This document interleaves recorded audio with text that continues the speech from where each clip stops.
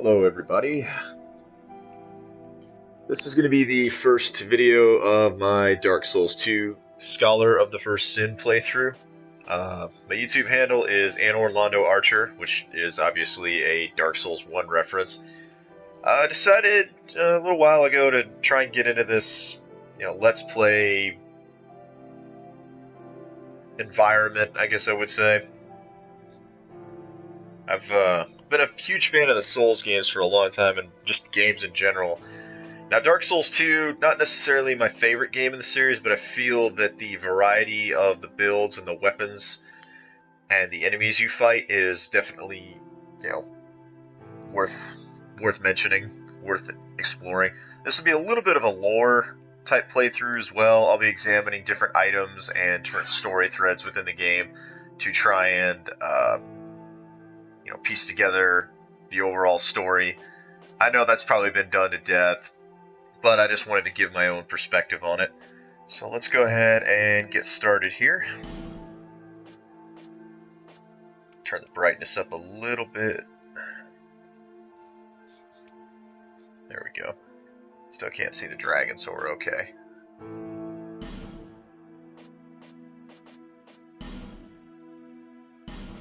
Whoops, almost did the wrong one. Now, important, whenever you're playing this game, always turn auto adjust off on the camera. It can get you killed in some situations you really don't want it to. Looks like we're good here. Definitely don't want auto target on. So, alright, we're good there. Let's get this started. I will not talk during cutscenes. Perhaps you've seen it. Maybe in a dream. A murky, forgotten land.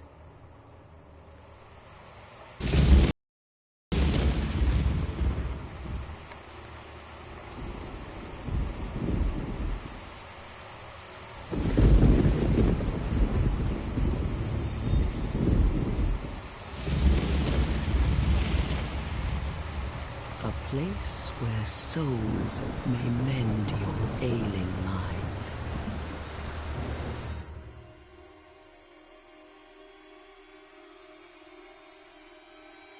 You will lose everything. Once branded, the symbol of the curse, an augur of darkness. Your past, your future, your very light.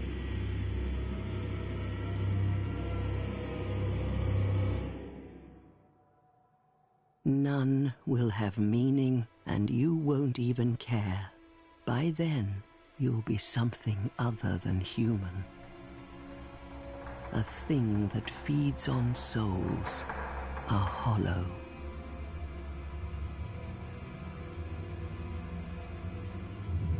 Long ago, in a walled-off land far to the north, a great king built a great kingdom. I believe they called it Drangleic. Perhaps you're familiar. No, how could you be? But one day, you will stand before its decrepit gate without really knowing why.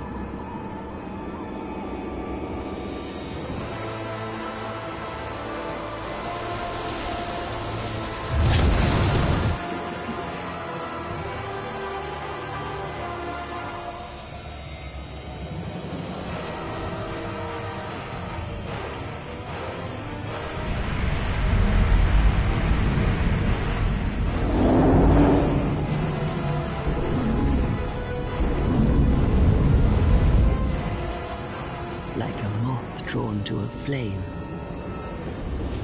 Your wings will burn in anguish.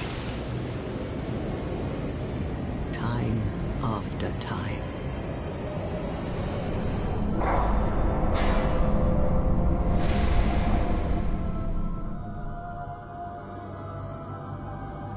For that is your fate.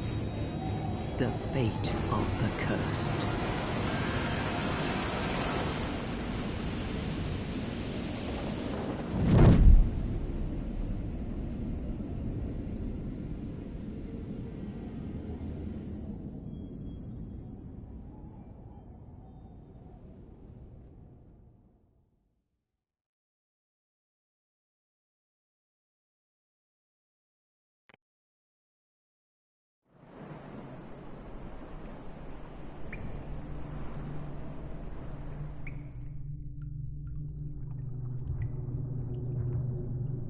It's interesting to me that Dark Souls 2 starts out a little more ambiguous than Dark Souls 1, excuse me. Essentially, we're just a blank slate thrown into Drangleic. Now, obviously, they can borrow from themes in the previous game. Obviously, most undead are already cursed, and they know it. Now, the main thread of this game seems to be preventing yourself from going hollow. You're not on some grand quest to try and save the world. You're not here to, defeat the curse. You're here to save yourself. That may make your character somewhat selfish, but, honestly, if you knew you were going to turn into some sort of monster, which is what the Curse of the Undead does to you, then it makes sense you would want to try and prevent that. Now, of course, the cutscene is, the opening cutscene is very general. Obviously, if you played a female, your character would not be looking at a woman and a child. You'd be looking, a husband and a child.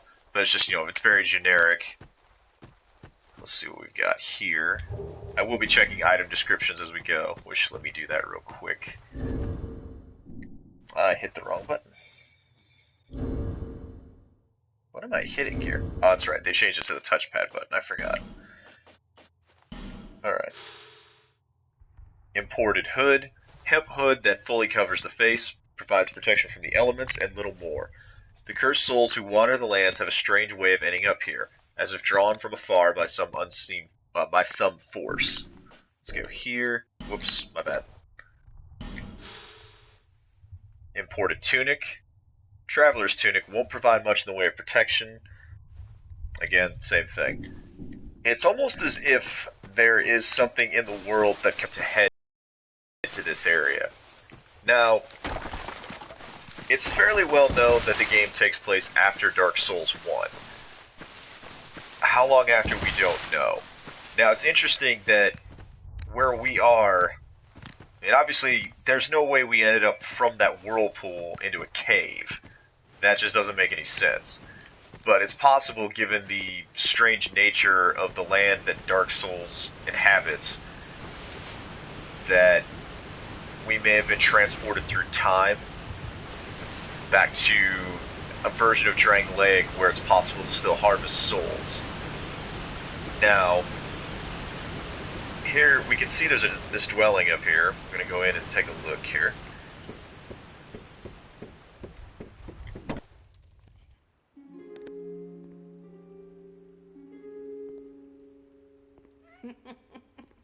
What seems to be the ruckus?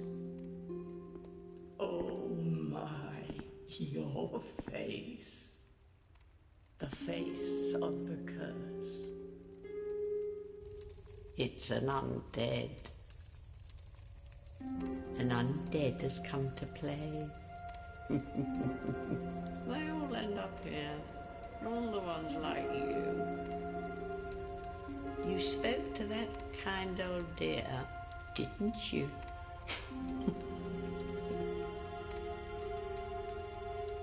You're finished. You'll go hollow. Yes, you'll become one of them. Hollows prey upon men. feast upon their souls. This is the fate of the cursed.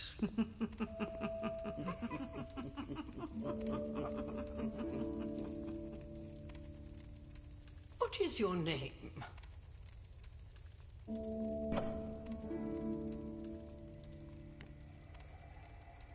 I will say this, they do a very good job of phrasing things, the normal mechanics of the game, in a way that supports the narrative. Yeah, as in right here, most games would say, what's your name? This says, try to recall your name. Unfortunately, one of the effects of going hollow is you begin to lose your mind and your sanity. So you don't know, eventually you don't know your own name.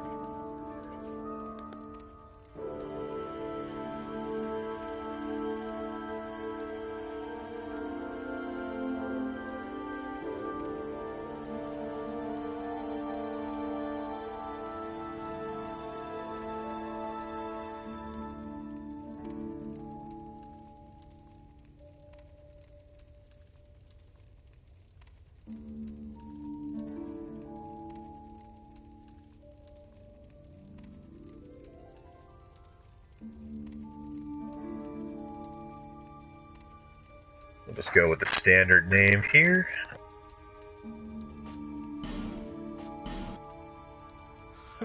At least you know your own name.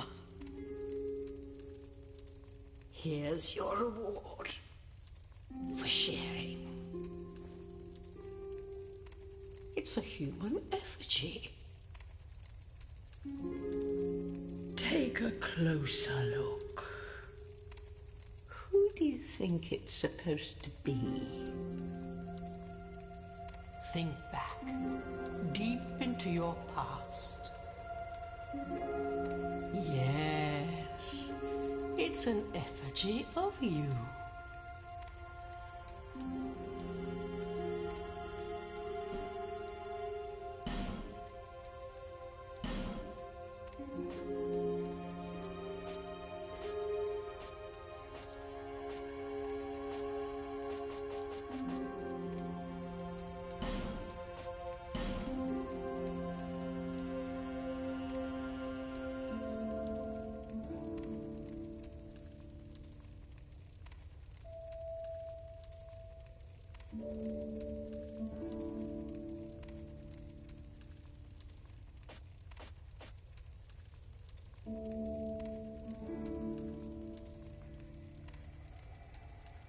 For this playthrough, we're going to go with what I like to call the Berserk build. I'm going Knight just because I like the starting armor, and I'm going to try and use a two-handed sword pretty much the entire time. Now, as far as I'm concerned, the best starting gift in this game, since there's no Master Key, is the Healing Wares. It's a bunch of healing items that really help you out when you're low on Estus Flasks at the beginning. Unlike in Dark Souls 1, you don't get a lot of Estus right off the bat. You have to find shards in order to get more. So let's go with that. Alright, now let's go over here. Course, build.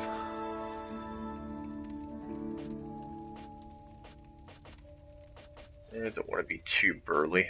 We'll just go with that one. It's pretty normal. Hair's good. Gotta go black though.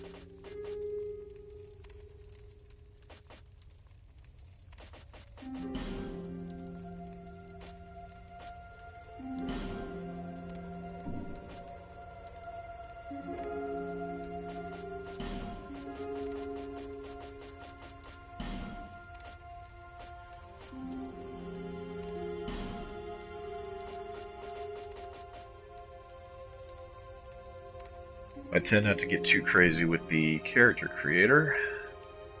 There we go. That should be good enough. The nose looks a little weird, but what are you going to do?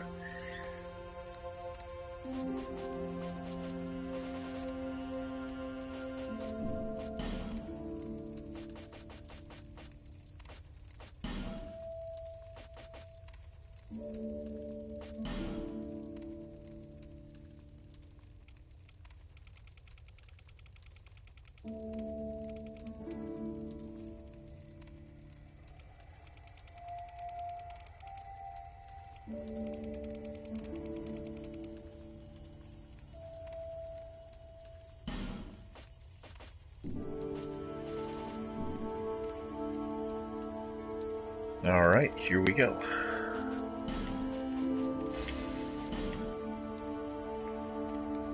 All people come here for the same reason. To break the curse. You're no different, I should think. Doesn't stand a chance. Well, you never know.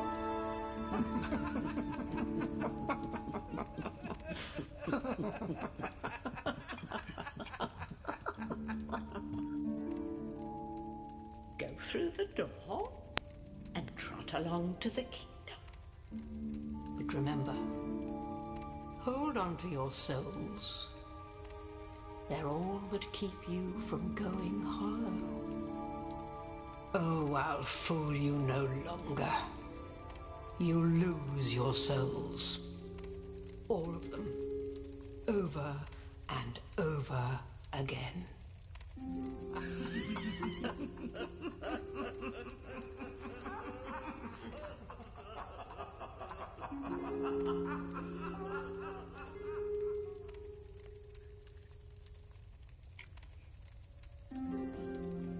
These ladies aren't making any bones about what's eventually going to happen to you, unless of course you can find a way to stop the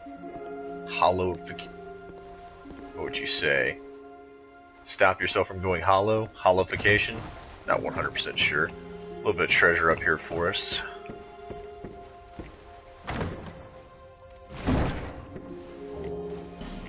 Human effigy. Necessary to return you to your human state. A warm, soft, shadow-like effigy. Use this item to reverse hollowing. It also weakens the links to other worlds, preventing invasions and most cooperation. Peer closely at an effigy and one begins to perceive a human form, but whose form it takes depends on the person looking. Basically saying when you look at it, you're going to see your true form. And of course we have all the healing wares, life gem, small stone made up of crystallized souls, gradually restores a small amount of HP. Often found near abandoned corpses, as if it were what remains of the soul. So it seems like when people die, or people go hollow in abandoned corpses, they become part of their souls turn into these life gems. And of course we've got some moss too. Poison moss, a faintly poisonous clump of moss. When ingested, it counteracts poison and cleanses one's insides. If enough poison builds up in the body to break out and cause poisoning, your HP will start to decrease. If you wish to stay alive, you would do well to keep a supply close at hand. That's more of a developer message. Of course, the dark sign and a curse mark. The dark sign induces death, returning the player to the last bonfire rested at the cost of all souls held. Do what you must to gather the pieces, scraping them into some semblance of a whole before the will to do so fades. And this item we just picked up, rusted coin. An old rusted coin. Crushing the coin temporarily boosts luck. This rusted coin gives you that little extra bit of luck, making items and the like easier to find. The coin is engraved with the image of a god that was worshipped in ancient times, but no one knows its true origin. Essentially, a lot of the theme of Dark Souls 2 is that things that were pretty commonplace in Dark Souls 1 are now relegated to myth and legend. So, images of gods and the like don't generally, no one knows who they are. It's like, well, this was an ancient god, but everybody sort of forgot the tale. Then we have our black separation crystal, a symbol of farewells that has been passed down since time immemorial. The crystal sends phantoms back to their homes or sends you back to yours. Whether ending in hope or despair, encounters are valuable experiences. Beware of fickle use of this item. And then we have this, Bone of Order. Online play item, you will be punished for fleeing from other worlds by disconnecting unjustly. However, this charm will disperse the ire directed at you. But sins are not easily buried, and there's no telling if you'll be let off so easily next time. Each encounter in life is a precious turn of fate, and fate will not be cheated.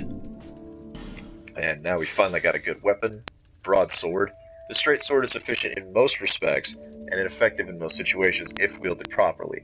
Those who aspire to master the sword are certain to wield this at some point during their journey. Obviously just starting equipment, and then they give us our actual stuff. It's curious that even though you choose knight, they start you with the falconer armor. Falconer armor, armor worn by the Vol'jin falconers.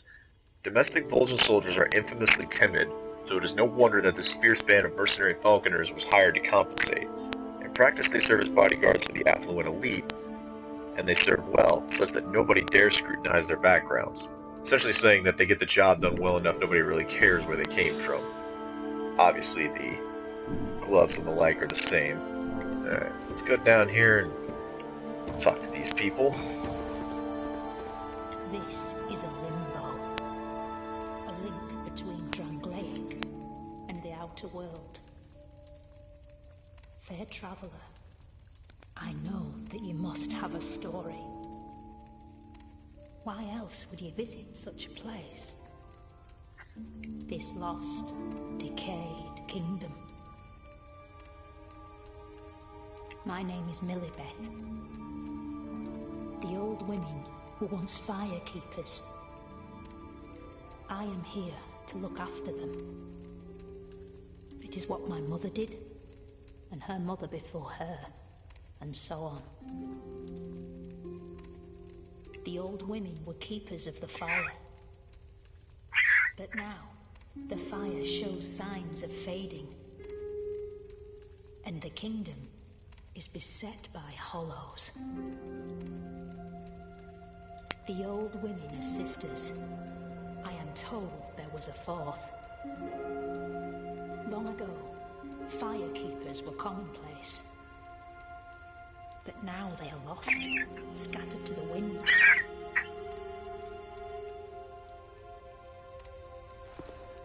Giving us a little bit of background here about what's going on. Now, it's interesting that she says this is a link between Drangleic and the outer world, implying that there is more to the world than just this hollow state, or the curse of the hollows. Curse of the undeads, I guess you would say. I'm gonna go in here and get an important item. Better start practicing my two-hand here. Again, it goes back to the theory, and a lot of fans have posited this theory, that maybe... Whoa, that was stupid. That was my own fault. I shouldn't have done that. I'm better than that, usually. They posited the theory that Drangleic may have not sealed itself off, but that it may have become sealed off in order to contain the curse. Well, crap. That wouldn't have ended well. As you can see, I'm not the best player starting out. This guy, it's best to stay behind him, but sometimes that can be fairly difficult. It's nice when he does that. Alright, here we go. Problem is, you don't have a lot of stamina at the beginning, so you're generally trying to jump back and forth on him. Whoop. Sorry, big guy.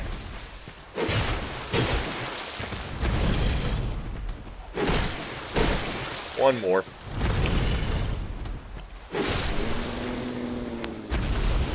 There we go. Thanks, big guy. Now we get our stone ring.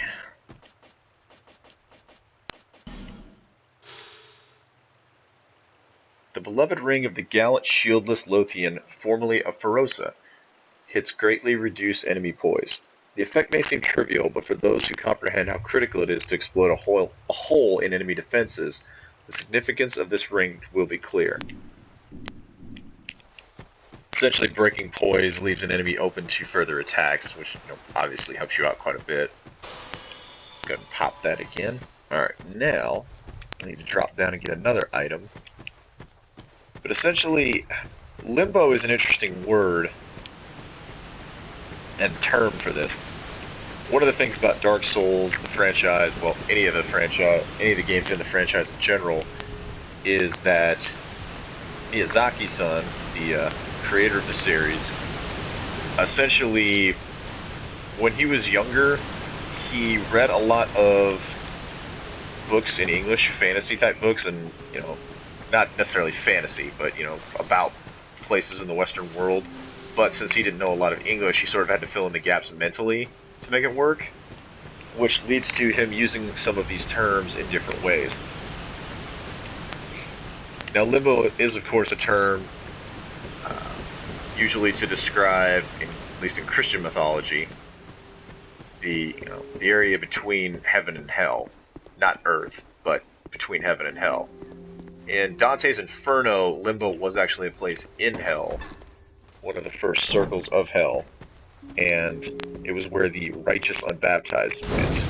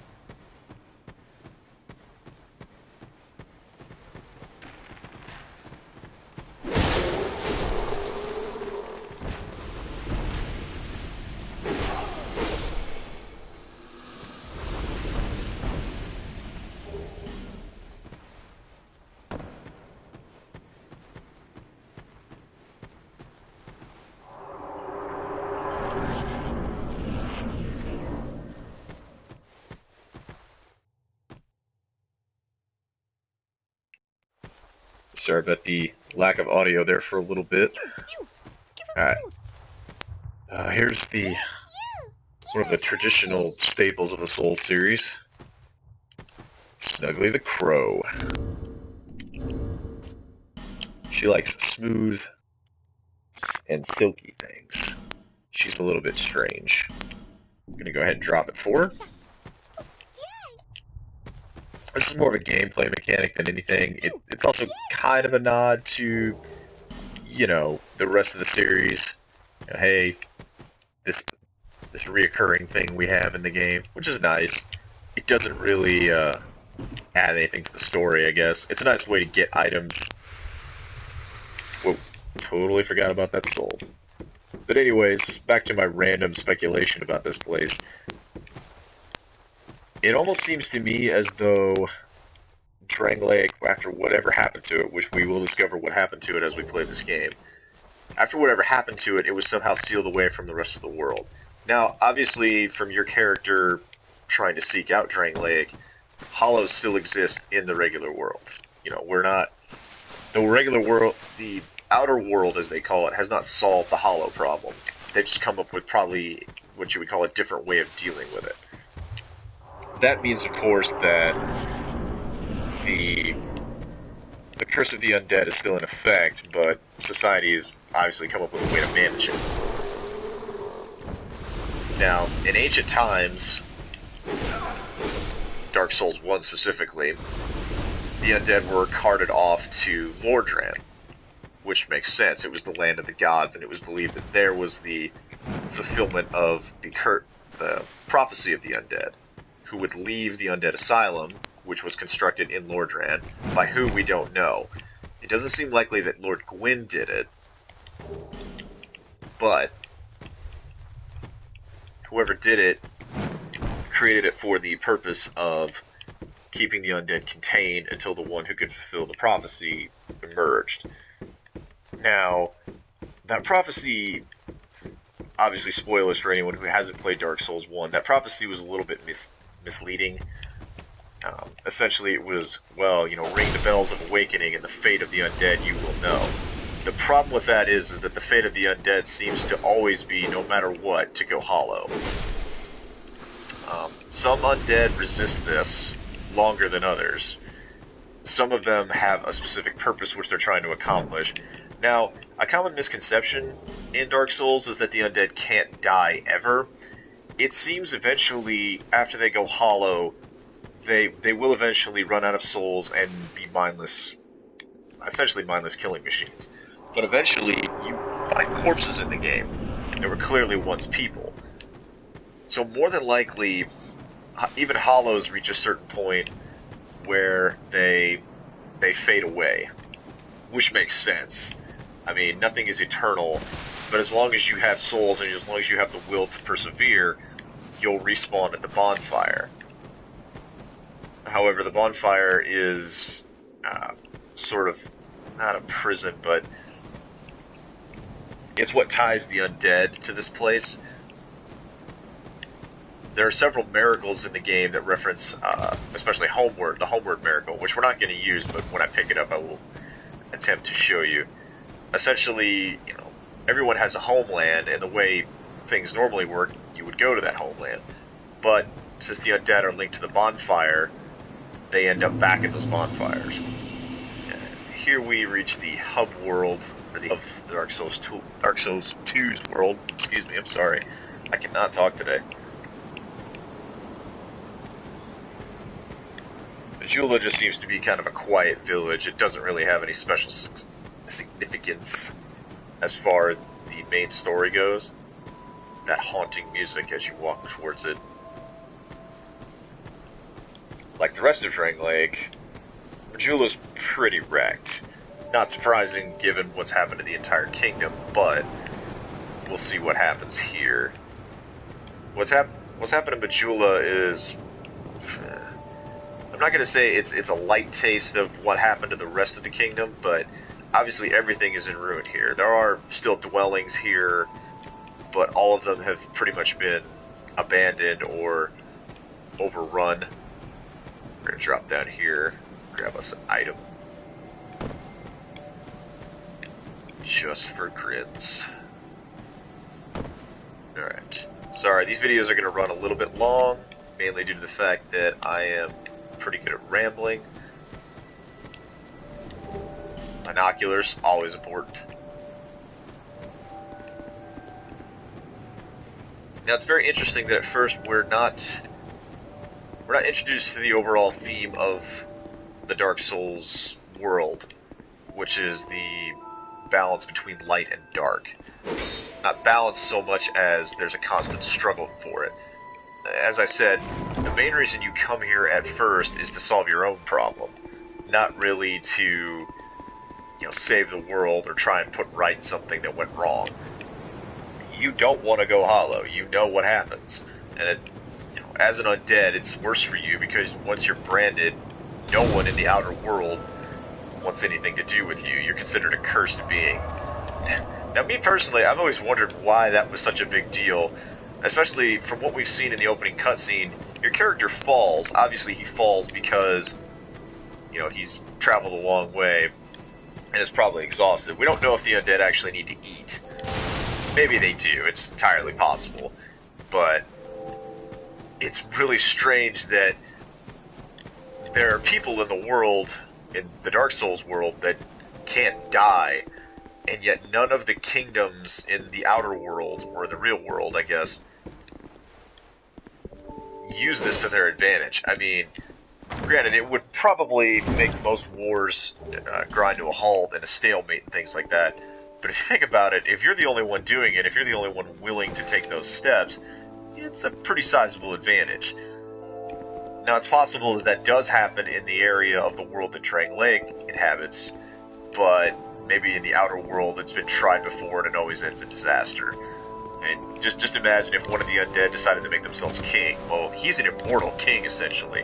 As long as he's running around taking souls from everyone else, there's literally nothing that can stop him. I'm gonna run over here and get this real quick. I'm not gonna spend too long in Majula, mostly due to the fact that at first it doesn't offer much for us. Estus Flash Shard. Okay. This is a very important item, which is why I'm going to actually look at the item description. Estus Flask Shard. The shard of an Estus flask. Shards are deeply soaked in Estus. Graft the shard to an Estus flask to increase flask uses. Over the ages, countless souls rested their bones as they drank from the original flask, and now the shard remains, serving as a vestige of their hopes and dreams. As I said, all undead have a purpose that, well, not all undead. In the original Dark Souls game, some of the undead weren't there to fulfill the prophecy. They didn't go to Lordran to try to fulfill some prophecy. They were there for their own agenda. One of the characters, Sigmar of Katarina, he was there essentially to adventure. He became hollow. Well, he became an undead. He didn't go hollow. And he decided, well, you know, I may as well travel to the land of ancient lords and see what's there. I mean, and it made sense. Adventuring was a part of his life. You had other NPCs like Solaire, who were trying to find their own son. And it was never made clear what that was, but it was possible Solaire was searching for some higher purpose and he thought maybe he would find it in Lordran. Talk to this guy here real quick. Hello there. Welcome to my shop. I'm Morlin, and I sell armor. Oh, sorry, Please do have a look at my wares. I could really use the business. If you'd be so kind.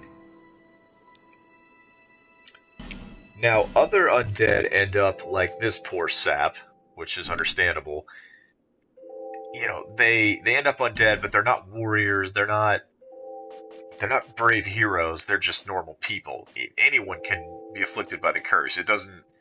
It's unknown whether it's hereditary or not. There's evidence in the first game that the curse wasn't hereditary, because Sigmar's daughter, Sieglin, was not afflicted by it. So it seems to strike people at random. As you can see, he's got quite a bit of stuff to buy, but we're not really going to buy anything. I think I will buy this shield from him. He's one of those NPCs that as you buy things from him and spend X amount of souls on, he gets new wares, I guess you would say. We're going to talk to him for a little bit. I came from the west, from Volgan. Have you been there? It's a lively place, vibrant with trade. Very competitive, of course. And you have to grease the wheels to get anywhere. But I didn't have the funding for that, so I left home in hopes of striking gold. It's been years since then, and I've made very little headway. I don't even know why I'm still here. Everything's all run down and dying. It's terrible for business, really. A group calling themselves the Blue Sentinels have gained much power in Volgan. You can't even run a shop without their blessing. They claim to be working for the greater good, but it's absolute hogwash.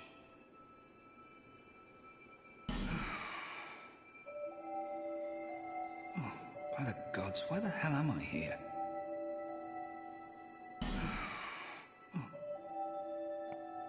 Thanks very much. And do please come again. You can see he was on the verge of hollowing, which is why his speech is a little bit stilted, and he doesn't seem to remember why he originally came here. More than likely, he wandered in. He probably went hollow, found out about this place, and came here, and sort of lost his memory. That's the problem with going hollow. You eventually lose your memory completely.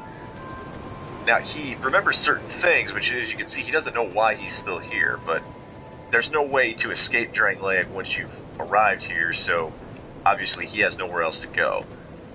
Now, there's fellows like this gentleman. Who are you? Oh, it doesn't matter. Just help me open this door. I packed my tools in here, seeing it was vacant. But now somebody's gone and locked the door. I'm a blacksmith. I'm nothing without my tools. Bring me that key. Chop chop. This fellow here is the first blacksmith NPC you can encounter. Now, it's interesting. He is sort of a preview of what happens when you go hollow. Well, when you die a couple of times. His skin is more green and sort of pallid than, say, the merchant. But you can see they're very different. And we're going to learn later, this guy, though he may look hollow, he seems to have kept his wits about him.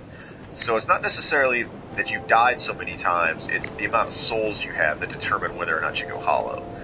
Now we're going to go talk to one of the more important NPCs, probably the most important one in the game, I guess. Are you the next monarch? Or merely a pawn of fate? Bearer of the curse. I will remain by your side till this frail hope shatters.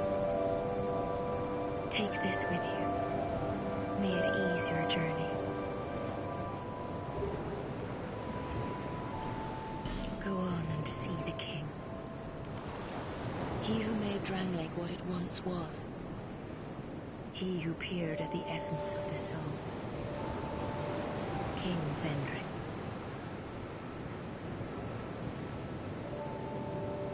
Of course, the Emerald Herald here is sort of our guide on our journey. Now, we'll learn her backstory later, but it's not initially made clear what her role is besides being a firekeeper. And as Milbeth, my bad, said at the beginning, there were a lot of firekeepers back in the day, probably one for each bonfire, but now they're completely scattered. And many of them may not even be alive anymore. Now, originally, the bonfires and the firekeepers were a product of, if not the plan of Lord Gwyn, then at the very least, an indirect result of his efforts to link the flame in the first game. The firekeepers tend the bonfire and were once draws for infinite humanity. Now, she doesn't seem to be that way. All the firekeepers in the first game were referenced as being these draws for humanity.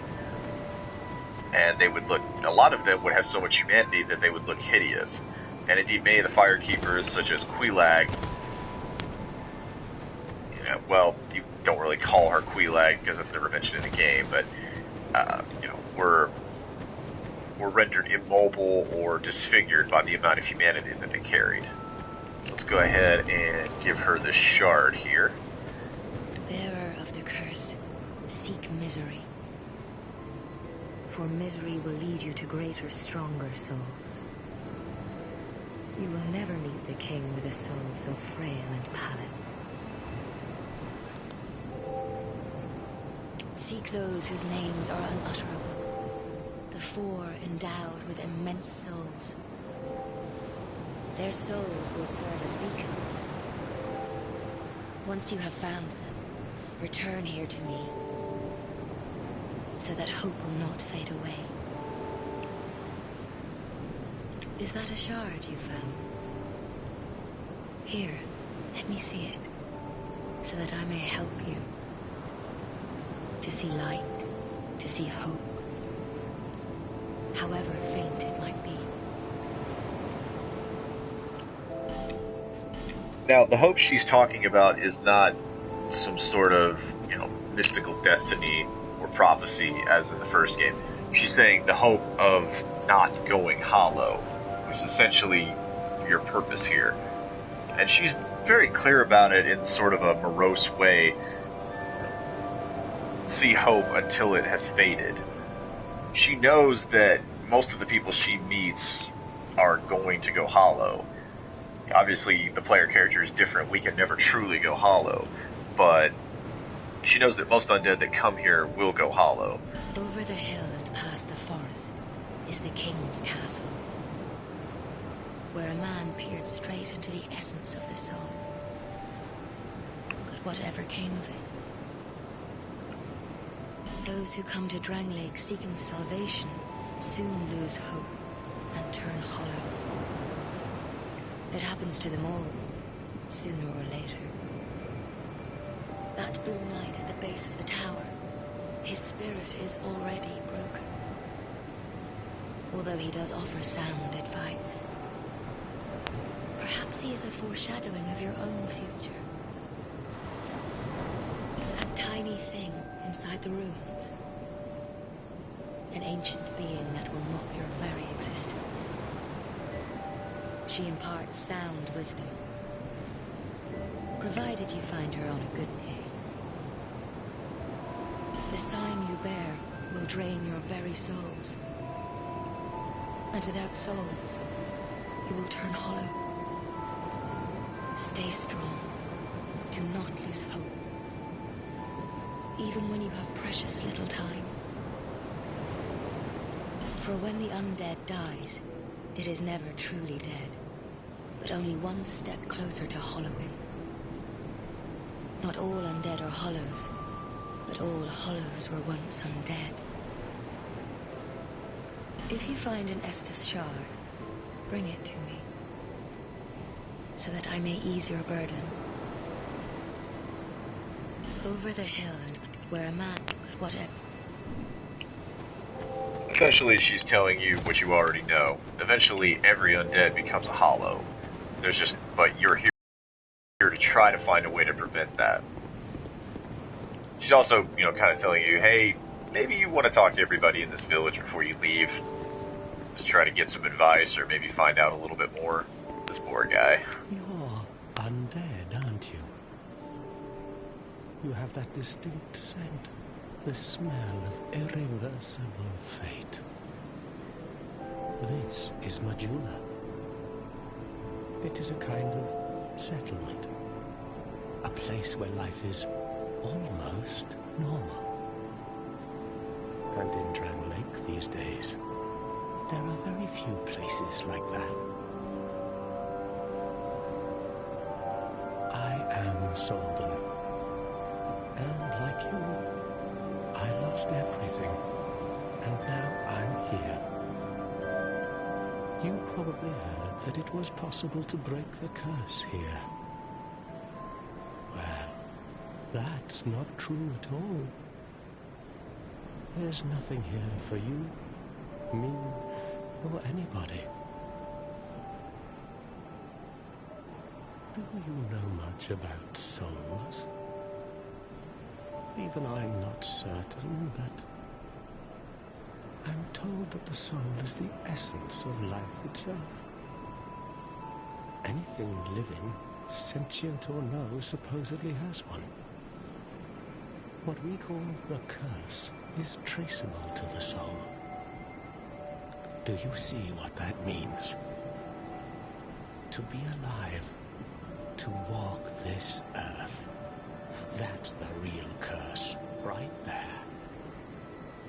We undead will never die. And that's quite a predicament, really. There are 4 beings in this land with giant souls. And wherever you go from here, you'll sooner or later come up against them. Each has a powerful soul and a terrible curse. If that frightens you, then you ought to just give up right now, like I have.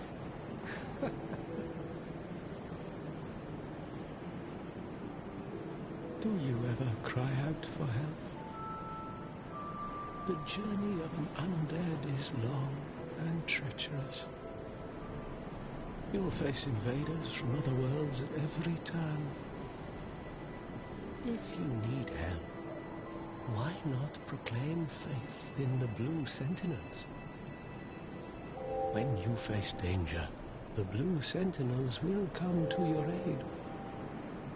Protection is yours, if you wish. You need only accept their kind embrace. This is sort of your first introduction into covenants here. This is a good one to join, at least at the very beginning. Some people never change covenants. I will say that the covenant system in Dark Souls 2 is a bit wonky compared to the first one. This one has obvious benefit of when you're invaded, if there's a member of the Way of Blue nearby, you can join, they will come assist you. But they sort of muddied the execution a little bit.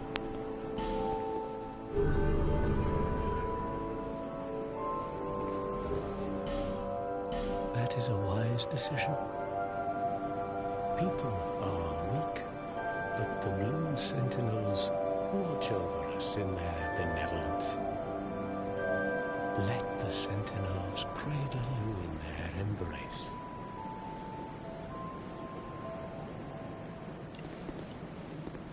It's interesting, and I know this comparison has probably been made before. I'm probably not being very original in this. The reaction of NPCs, and you can argue the player, to the process of going hollow can almost be thought of as the stages of grief in a certain way. You know, there's denial at first. I'm sure, you know, in game, when many players or when many characters find out they have the brand, at first they try to hide it. You know, they don't say anything. Then, of course, they're angry at what happened. You know, why did this happen to me? And then there's denial. You know, I'm sorry, I already said denial. I'm completely insane. There's anger, and then there's a sort of acceptance. Now, acceptance can take quite a few forms. Acceptance doesn't necessarily mean that, well, you know, I accept I'm going to go hollow. You know, some characters clearly decide, well, I may be, you know, branded, but I'm not going to let that hold me back. I'm going to try and fix this. Obviously, our character is looking for some sort of solution, if there even is one. Now, this fellow up here, the Crestfallen Warrior, he's come here seeking the same thing, but obviously whatever he found led him to the belief that it really isn't any point to continue persevering. So he's accepted that he will go hollow, but he's going to just sit there and let it happen. He's given up, essentially. Now, let's check out the item he gave us, which is another ring. It's nice you can have 4 rings in this game. The Blue Seal, Ring of the Way of Blue Covenant. Increases HP slightly. The Way of Blue is not a developed religion. It is a humble prayer that spread naturally amongst those seeking help. When apostles of blue are invaded by dark spirits, they can receive assistance from masters of other worlds. The Way of Blue seems to be those undead who have decided to cooperate with one another. And obviously the way the game is set up, and the way the world is set up, is that undead are coming across each other at different times, at different places. We're not in the same world anymore. Although undead can cooperate with each other, each undead is living out their own story. Let's go talk to, not, you know, Alvaline in here. Oh, undead are we? And one without much time remaining. Just about ready to fall apart, I'd say. Not exactly the time to be chatting with a cat. Well, suit yourself. Oh yes, you may call me Shalqua. Enchanté. So, what did you want anyway? Ooh, you smell wonderful.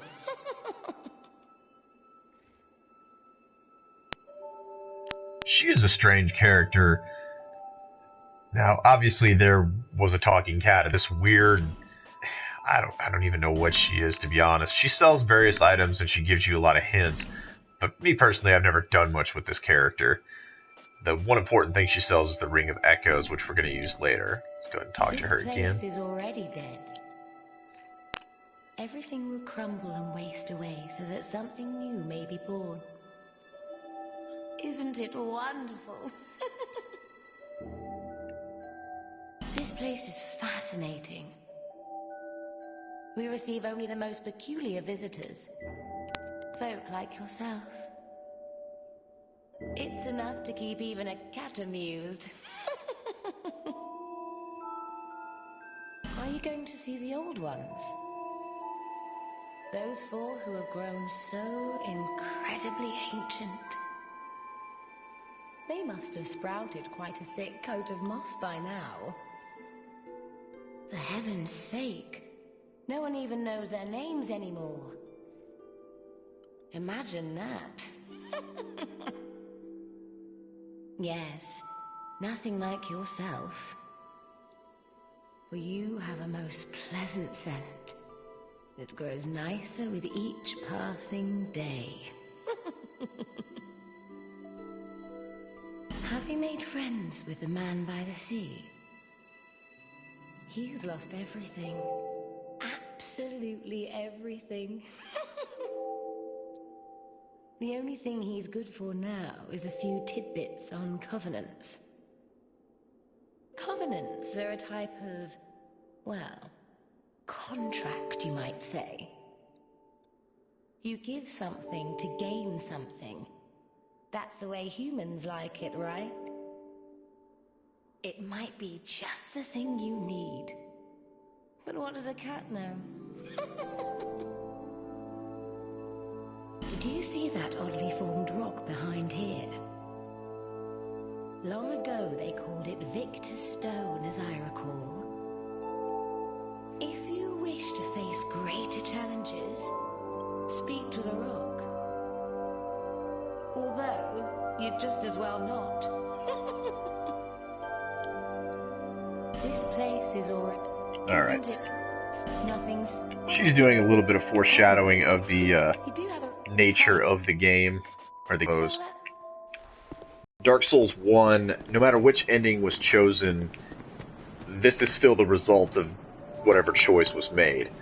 Which essentially means that, well, in kind of a bummer way, you know, the choices you made didn't matter. At least as far as the first game went. Now, that may or may not be true, but what she's saying, you know, she says things will crumble and then eventually they'll come back, be rebuilt, and start anew. She's basically just talking about the cycle of history in the Dark Souls universe. We're gonna go ahead and use these souls real quick so we can level up.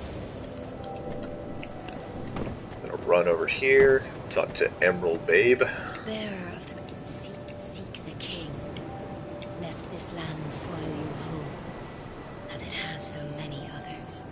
It's interesting that she doesn't really sugarcoat it.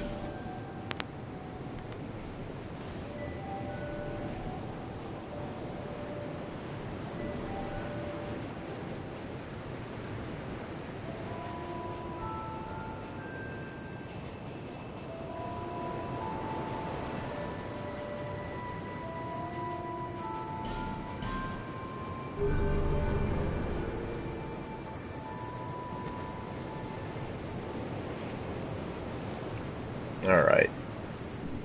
Just wanted to level up my adaptability real quick. Let's see. Probably gonna get lost here, as I usually do. But that's okay. As quite a few people have pointed out, the geography of the second game is kinda nonsensical. So, we're just gonna run up here. Oh, no, I need to go down here. I am a fool. But essentially, the story of Dark Souls 2, at least as it's initially presented, is one of cycles. You know, there are the four great ones that always appear throughout history. You know, they have immensely powerful souls. It's sort of a reincarnation type story. They're reborn time and time again. Go ahead and make our way here. I'm at least going to get to the Forest of Giants before I end this video. I'm trying to keep these around an hour. Obviously, I'll get better with these as time goes on and trim them down, but I'm just going to go through here. As you can see, I'm going two-handed. Shields are nice, but not necessary to complete the game, although there are parts that they're definitely handy to have. Okay. For Dark Souls, rule number 1, always hit the chests, always, and don't fall in the water. Hopefully in Dark Souls 3 we're actually allowed to swim at some point. Or maybe undead are like vampires and they just don't have the ability to survive in water. It's possible.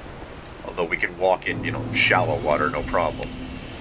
Alright, so let's go back here first. This is a good way to get jumped, but there's always items and stuff and things back here. Oh, hello. Forgot about you.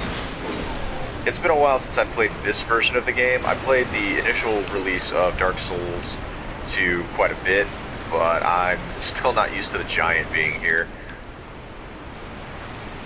Luckily they don't respawn, or at least if they do, I don't remember that they do. I really don't like these things. Better not try to fight you in water. The problem is you get slowed down in water. You can't move as quickly as you could on dry land. Come on, big guy. Don't ever let him grab you. You will regret it. Okay, you should have tried to sit on me, but apparently you didn't want to do that. Their AI is a little bit weird. There we go.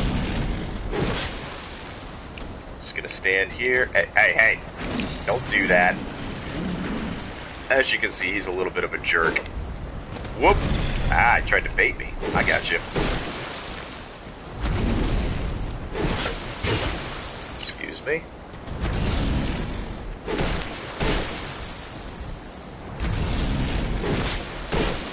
Better get back. He's gonna... Problem is the wall can sometimes get in your way. As you can see, having auto adjust on your camera would really screw you up right here, especially if you locked onto him. However, you can do that, and he goes down pretty easily. Alright. Unfortunately, he does not drop anything. We're going to go over here and deal with these fine gentlemen. Hello, sir.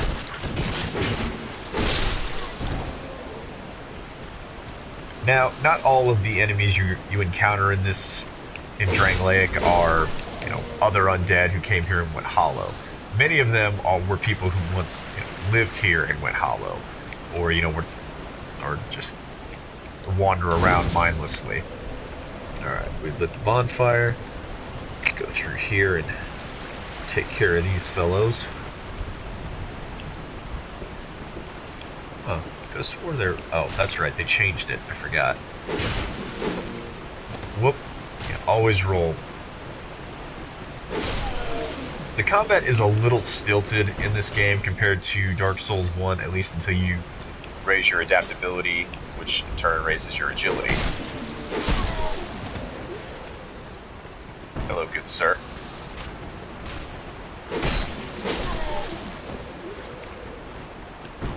Now the thing is, even when undead go hollow, they don't necessarily lose their minds completely. They remember how to fight. It's, I guess you might call it muscle memory, even though muscle memory doesn't make a whole lot of sense when you're a disgusting corpse. Ah, that's my bad. Should have done that a little better. Pop a life gem. Alright. Time to make our way up here. Ah. Friendly player out here. Sorry, sir, I don't require your aid right now. Perhaps someday. Good on you for putting your summon sign there. Now, this is classic Dark Souls trope 101. It's a trap. If Admiral Akbar were here, he would spot it pretty well. He's a smart fellow, that Admiral Akbar. He knows what's a trap and what isn't. I'm gonna have to look at the video once I finish editing it, because my character seems to be going black and white.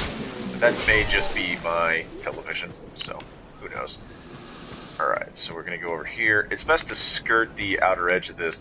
This is a part that has definitely changed from the base game.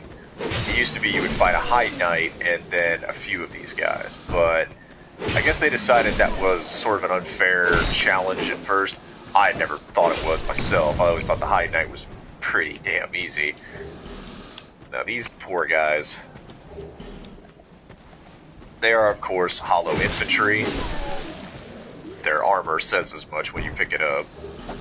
Whoops. Whoa, that was close. One thing I'm definitely not a fan of is your inability to move very quickly when you're picking up items. This again is another thing that improves once you level up your adaptability, your agility, and things like that. We're gonna go ahead and get this real quick. Soul, the nameless soldier. Souls are the currency of this world. They prevent you from going hollow, so it's a place like this where everybody pretty much is branded with the dark sign. It's the only form of currency that matters, obviously. So, let me run back up here, finish these guys off. Obviously, you can tell everything's been so overgrown with time. I hate when they do that. This guy is just going to be a jerk.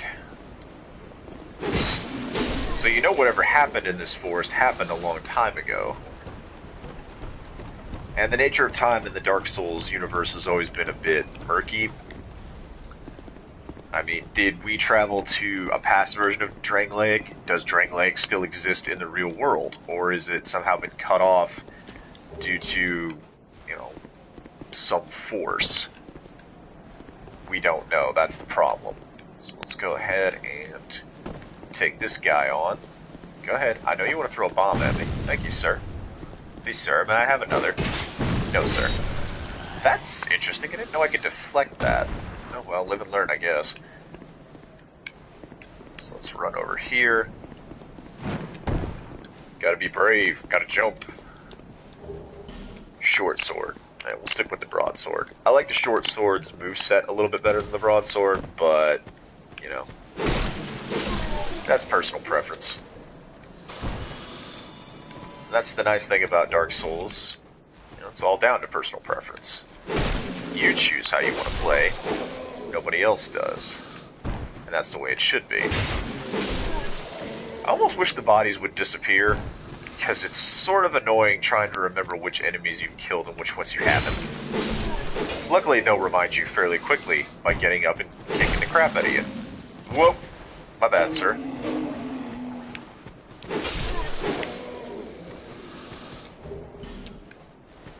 Now, one mechanic that they did change from the first game was the fact that now, when you kill enemies enough times, they won't respawn anymore.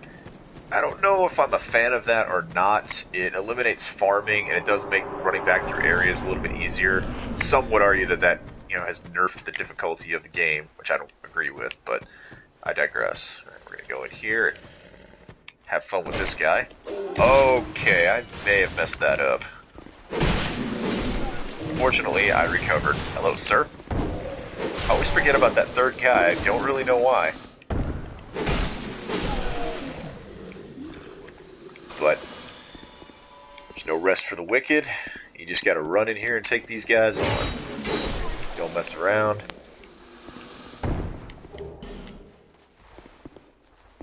Alright. Gonna destroy everything. Wood bolt. Not a ranged guy myself, but crossbows have their uses. Hello, sir.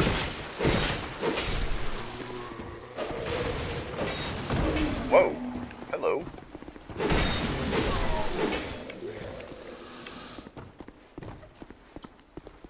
I'll grab this. You know what? I don't think I've ever equipped the hollow infantry helm. That'll work. I look like some sort of crazed conquistador.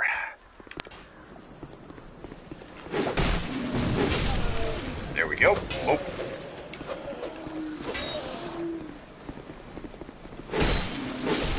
Humility is life, especially in the Souls series.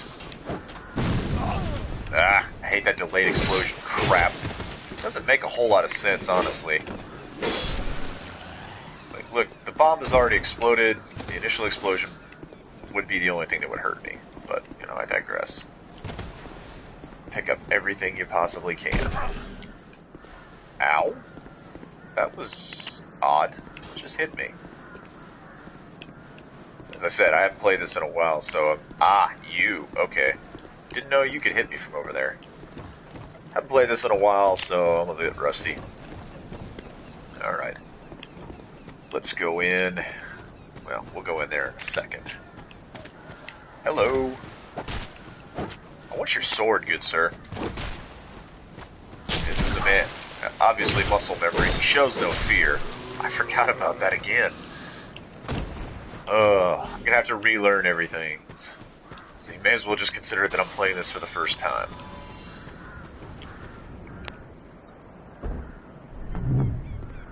Insert, you know, journey jokes or whatever you want in, you know, now. Julius disappeared. I'm gonna go ahead and go up here first.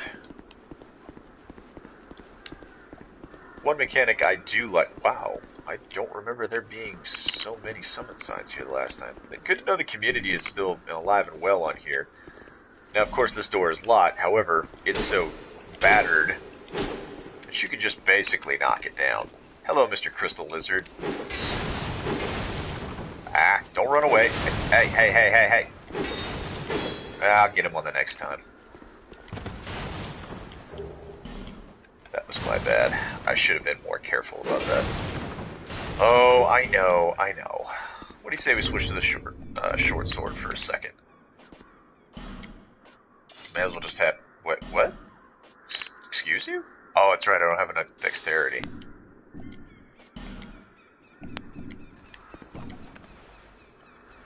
Luckily, I wield it in two hands. Which allows you to use most weapons. Oh, my bad.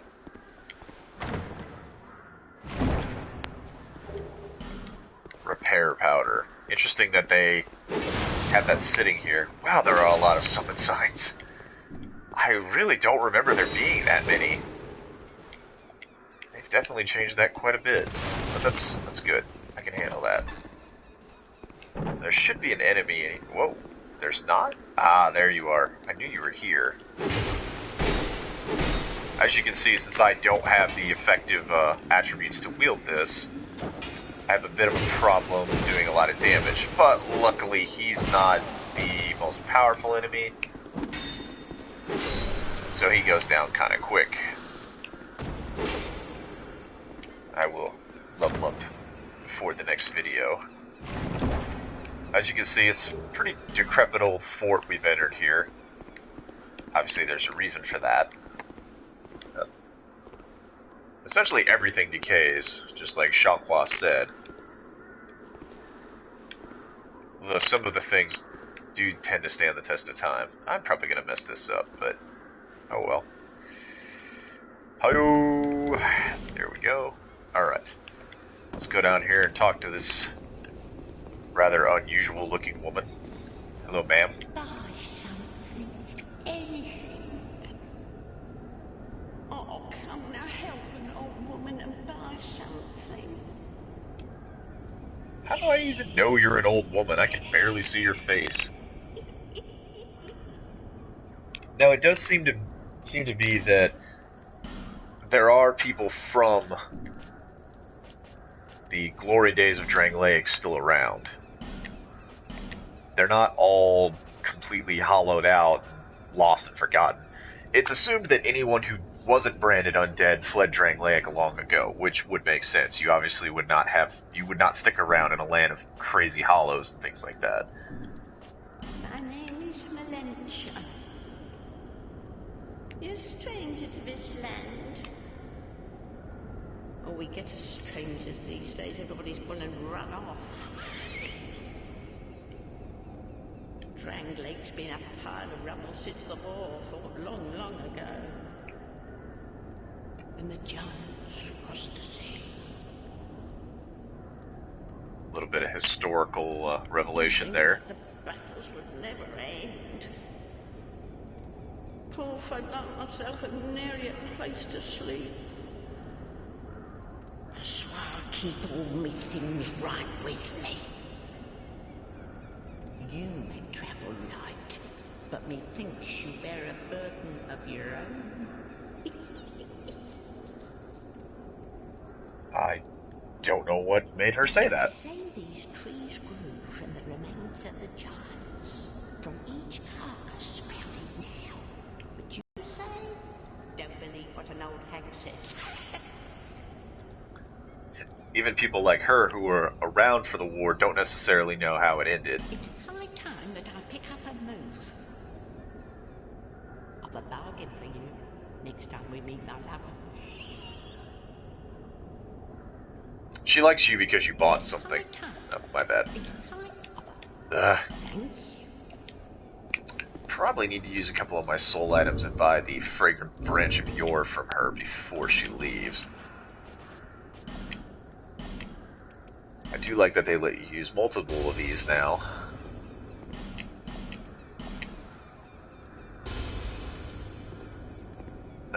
Oh, yes, there we go. We want that branch. We're gonna need it. I won't... excuse me, the Pharaoh's Lockstone is what I meant, not the fragrant branch. We'll get that later. Alright, let's rest at the bonfire. And when we come back, we will explore the rest of the Forest of Fallen Giants. Guys, my name is Orlando Archer, and this has been my video. Hope you all enjoyed it. I hope to have the next part up tomorrow sometime. Alright, have a good one, fellas. See ya.